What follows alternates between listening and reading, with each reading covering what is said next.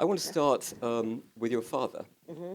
one of the great actors, a man whose acting you admired, Mm-hmm. but not the easiest relationship.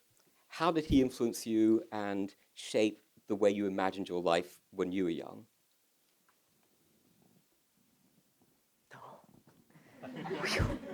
We start with the easy questions. Well, he was the parent that I wanted to have love me. He was the one that I wanted to make proud. Um, he didn't talk very much, but the movies that he did that I knew he connected to on a primal level were Grapes of Wrath, Young Abe Lincoln, 12 Angry Men, um, roles where he stood up for the underdog, roles where he fought, sometimes risking his life for fairness and justice. And because I loved him and wanted him to love me, I knew that that's the kind of person he wanted to be, and that I wanted to prove to him that I could also fight for underdogs and try to stand up for justice. So in terms of how come I became an activist and everything, it's because of Dad, I think. Although, when the time actually came that I was an activist, he, who remembered the McCarthy witch hunt in the 50s, was not very supportive of me. But anyway, that's a whole other, y'all are too young to remember that. Well, not everybody, but He did not encourage me to become an actor, nor did he encourage my brother Peter Fonda, because he was too afraid that we wouldn't be talented and we'd end up having to do automobile shows and things like that, the way some of his friends had. did you ever talk with him about your future? No, I didn't talk with him about anything. Ever? Not really. He didn't like to talk much. When you did start acting, did he like your work? He never told me directly, believe it or not. But since his death in the early 80s, people sometimes send me interviews that he's done, like with Jonathan Ross in London, Yeah. that made me cry, where he talked about, me as an actor, that just blew my mind. I had no idea that he admired me. Do you see similarities between the two of you? Well, he was a man of great integrity. I'd like to think that I have integrity. But, to tell you the truth, I'm almost 78 years old. I'm older than he was when he died. I'm older than Katherine Hepburn was on Golden Pond. And at this late stage of my life, I'm happy to be able to say, Dad, I love you dearly. I know you did your best. And I'm proud that I've evolved past you. Do you know what I mean? I've worked really, really hard on myself to not be judgmental. He was a certain generation of person who believed that therapy and religion and Prozac and, all of those kinds of things that some of us really need. Belief, faith, therapy were crutches. They're all damn crutches. And so, I've worked hard to not be mired in depression and judgment and things like that. And I say that with great love in my heart for him. I think that, if there'd been Prozac, then our lives would all have been different. Wow, I didn't expect you were going to ask such personal questions right out of the box. Well, I'm sorry. I want to come to you did one film with him.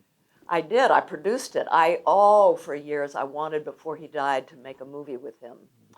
And I tried to develop a movie about the American Revolution called A House Divided, based on a true incident. And it didn't work. Anyway, I saw the play on Golden Pond, and I thought, my part is the smaller part, but oh boy, this is a great part for him that could win him an Oscar before he died. He died 5 months after he won his Oscar. And so I produced it, and we didn't know right away who we were going to get for the woman. And one day our me and my producing partner, Bruce Gilbert, the office phone rang. Hello? Guess who? It's Katherine Hepburn. And she pretty much said, I want to do this. You met with her, and you have this fascinating meeting where she says to you, first of all, she's not going to do it, and within an hour she's talking about who's going to get billed first. Well, her first words to me in person were, I don't like you. Which, is kind of like having God say that you're worthless. Yeah. And the reason that she was so angry, I found out, she told me, is because she and my father had never met. I mean, that's one of the interesting things about Hollywood. You can be a big star but never meet each other. And they had never met. And so it was in the context of they were going to be working together on Golden Pond when they met. And I wasn't there. Oh, wow. Which to her was a huge sign of disrespect. I had chosen instead, because I was about to do a movie I'd spent 12 years developing called The Doll Maker. I was on a road trip with Dolly Parton trying to discover what it meant to be a hillbilly. Wow. I mean, right? But she was so angry with me. And then she said, I've torn my rotator cuff, and I think you should hire Geraldine Page. And the minute she said that, I knew what the deal was. She was going to offer to quit before I would, or my partner would have a chance to say, we can't really, you're not going to be well enough in a month to. And so she took the offensive. And then when I said to her, totally by now, I was a shriveling piece of humility. Oh, Miss Hepburn, which I always called her Miss Hepburn, always. We will wait for you. There is no one else that can do this part. We will make the canoe you have to carry out of balsa wood if necessary, but you must. So once she realized, then she said, who's going to get top billing? Because she thought, it's interesting, because right at that moment in cinema history, she was a much older woman who was no longer a box office draw, and I was more of a box office draw. So she assumed, because it's what she would have done, that I would request top billing. I think it's the most extraordinary thing. And you say something really interesting in your book. You say, maybe that's what separates legends from stars, that she has this competitive streak. Let me just tell you the last thing she said to me. When I was nominated as Best Supporting Actor, she was nominated as Best Actress, my father was nominated as Best. They both won and I didn't. Neither of them were there. They were too sick. I called her the next day to congratulate her. You know what she said to me? You'll never catch me now. And it took me a second to realize what she was talking about. She's so competitive. I had 2, she had 3. If she hadn't won and I had, we'd be tied. Wow. Now she had 4 and I only had 2. There's no way I'm going to catch up to her. Such a character. You said she was one of the 2 most fascinating people you ever met. Yes. The other being your third husband, Ted Turner. Yeah. Why?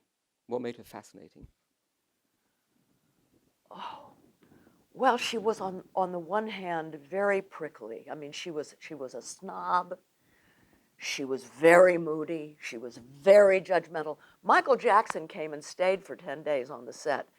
And when I first asked her permission, there's this young singer, a black young singer that I would like to invite. She was not happy. Black kid is going to. But then the crew said, you don't understand, it's Michael Jackson. And so and he she stayed went. in your house. She did. We lived together. I went skinny dipping with him. Wow. Also, by the way, with Greta Garbo, which you know wow. if you've read my book. Anyway. Well, then Michael Jackson isn't here. Somebody told me at breakfast this morning. Listen, yeah. the stories that I took out of there could make a whole new book, and wow. probably will one day. But, so she had that attitude about allowing a young kid that she'd never heard of. But the moment that she accepted him, he wanted to be a movie star. He had just finished doing The Whiz, and he had a tape recorder with him. And every day I would bring him to the set, and in between scenes, she would sit down in a chair and pull over a chair for him and tell him stories. Wow. I wish I knew where those tapes were. And every story embedded a lesson. For example, she talked about Lorette Taylor, probably one of the great actors of all, American actors of all time. And anyone who was alive to see Lorette Taylor in Glass Menagerie has seen as great a moment of acting. Did you see her on stage? No, I'm not that old. Yeah. Martin Ritt, we were talking about, he used to talk to me about it. Yeah. So she described to Michael seeing this transcendent piece of acting. She then saw her 25 or 30 years later playing the same role. The magic was gone. Oh, wow. And she said to Michael, she wasn't hungry anymore. Huh.